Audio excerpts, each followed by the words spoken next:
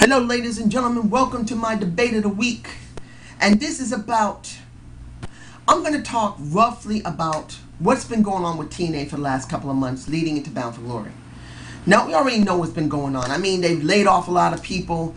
They've been pretty much forced to put two old UFC, MMA, Bellator fighters into their show to promote another show that they're not going to get any benefit from.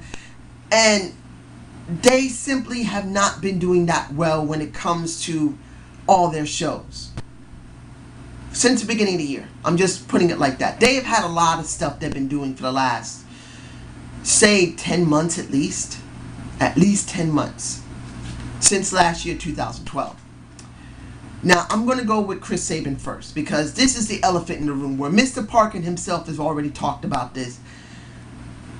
Is Chris Sabin credible in TNA as a world champion?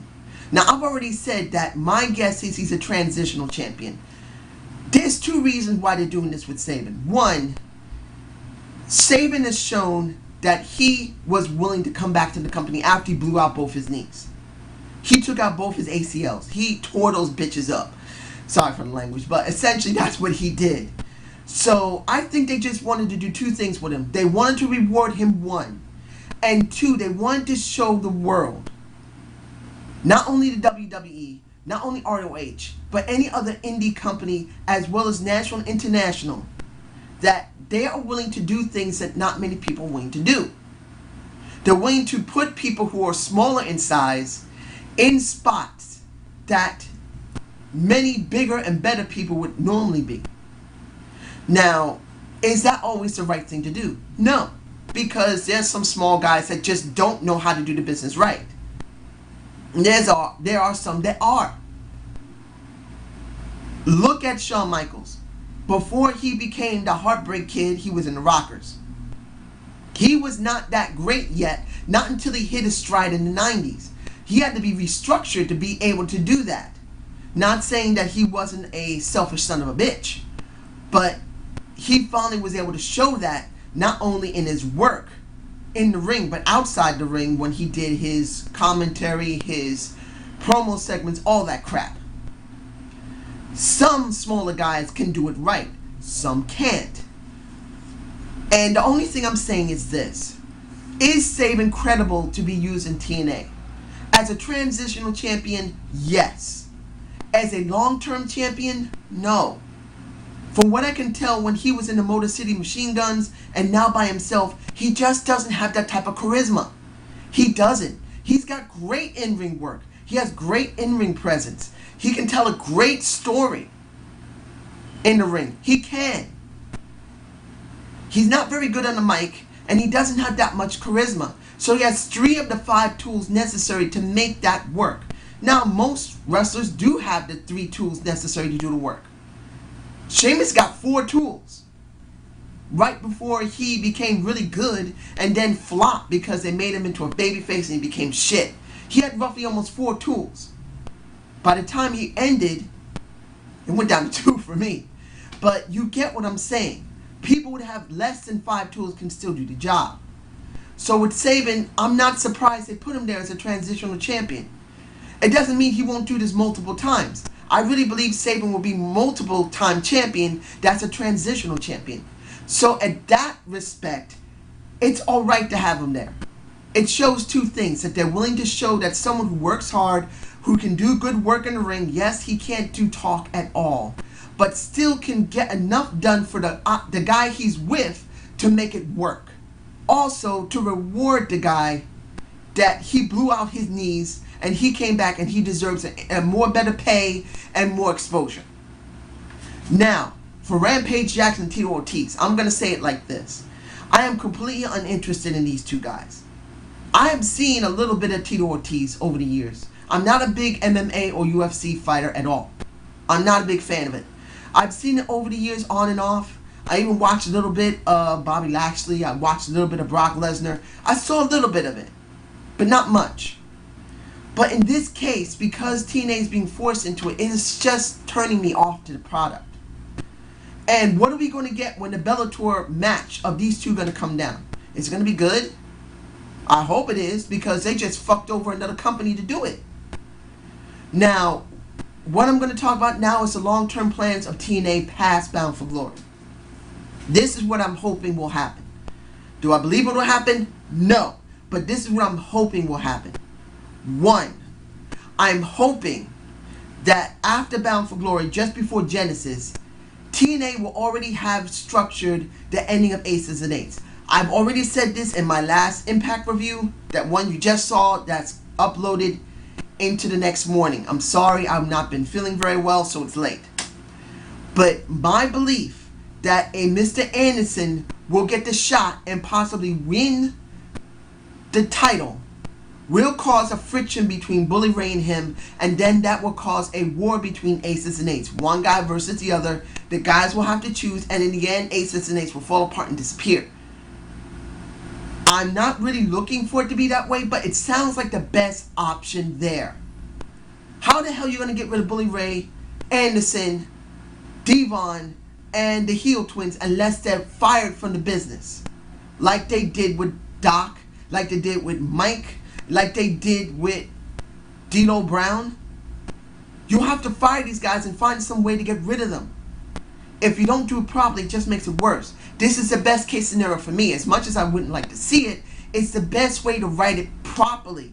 This is about writing proper storylines that make sense and might have some interest. Next, for the Main Event Mafia, what might happen in Hardcore Justice, my prediction is that Angle is leaving because of what happened with the DWI. He's going to lose, and he will be the one that's going to go away.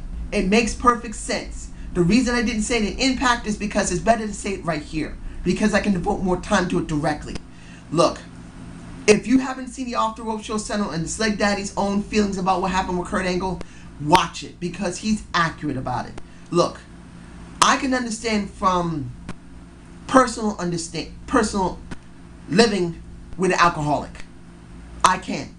I have not become an alcoholic. Luckily for me, I didn't grow up that way. But I had a parent that was like that. And that mess destroys yourself. I've seen it.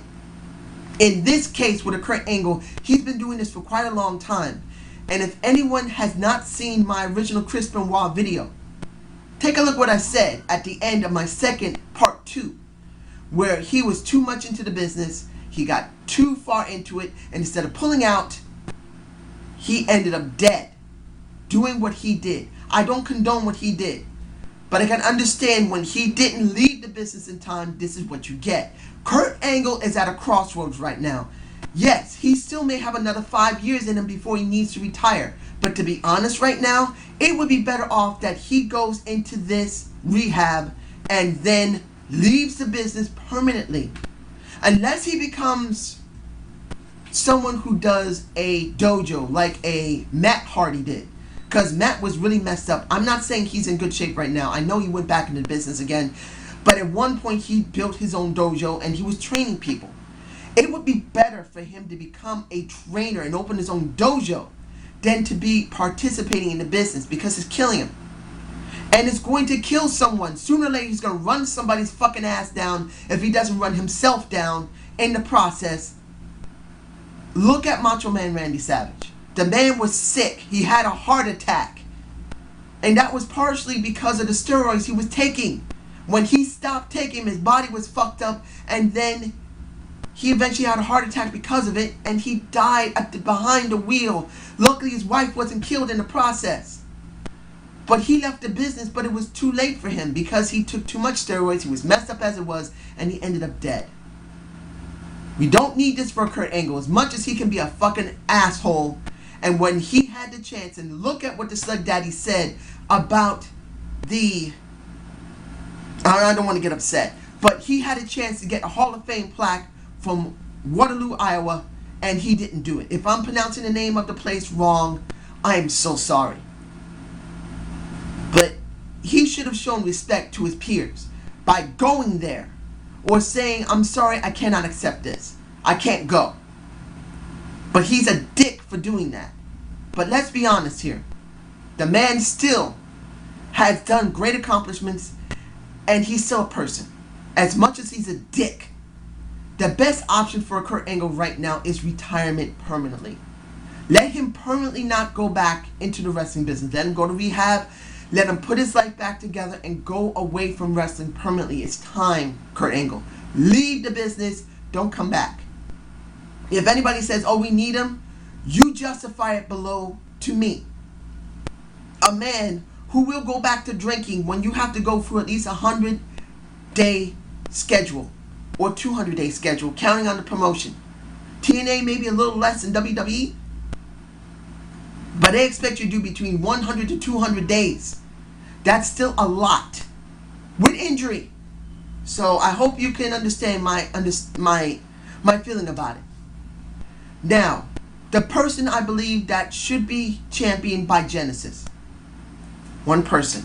The only person I believe that deserves this championship. That should be Magnus. Magnus right now, even though he lost 10 points in the BFG series, is the best person for 2014 to roll around as a new champion. He's young enough to still be doing good. He has the right look. He has the right charisma. He can go decently well in the ring. He can talk. And he's been around long enough to be considered a TNA original. He should be the one that's next. If it's not Mr. Anderson that's winning a BFG, it should be Magnus. Now, I really hope that does happen. Do I believe that's going to happen? No. The person that probably might be there,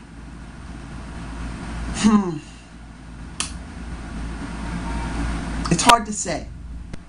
I'll do another debate of the week on it before the Bound for Glory series. But these are my thoughts about TNA in general. And I hope you enjoyed this debate of the week. Subscribe and comment to my channel and give me a thumbs up. I'm adding this in because I don't get that many. It's not going to make my channel greater, but it's nice to at least see it. And I'm very sorry that these videos are being uploaded to Saturday. I really wanted to do it Thursday and Friday, but like I said, I haven't been feeling well because of my allergy problems. And it's good to know that you like these videos. Give me a comment or two just to tell me how you think I've been doing. And you have a good day.